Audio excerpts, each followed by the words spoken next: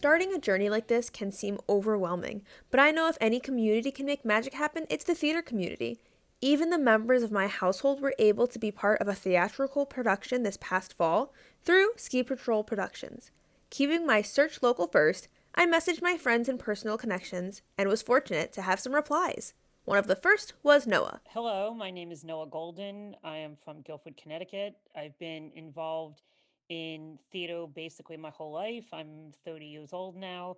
I have been an actor on stage in plays and musicals. I have worked behind the scenes as a director and an assistant director, as a writer. I played drums in the pit for shows. And I also am a writer for a theater publication called On Stage, where I've done interviews and am a theater critic for the New Haven area. Um, During the day, I am a video producer and make content about medicine and science, but theater is always something I really love to do. And I'm really lucky that I get to do it on the basis that I do, on a non-professional basis, but working with some really great people. Currently working on a production of Midsummer Night's Dream that's going to be happening very soon that I'm excited to tell you about. Curious as to how Noah has been keeping busy during the pandemic, I asked about a positive theatrical experience he could share with us. He told me of a bad injury he sustained in 2019 and how that tied into his 2020 life.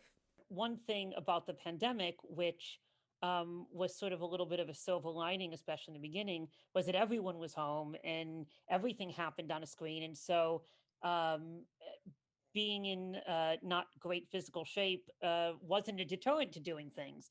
So I got to jump back in and be involved in things. And I was involved in a few things. I got to be a writer and an actor for something called the Quick Quarantine Play Festival, which was started by a theater maker in New Haven and started here and kind of ballooned out all over the country. And I believe there was a couple international people as well, which was monologues that were written in 24 hours and then performed online. And all of the material was had something to do with the quarantine of the pandemic. I'm also working on a production of A Midsummer Night's Dream, run by a group called Fuse Theater, which is in the New Haven area. Midsummer Night's Dream is really fun. I admittedly, and I have said this to the production crew, I am not a Shakespeare fan. I have never gotten it. I have never enjoyed it really. It is not my jam. But this was a really fun opportunity to work with some really, really talented, fun people.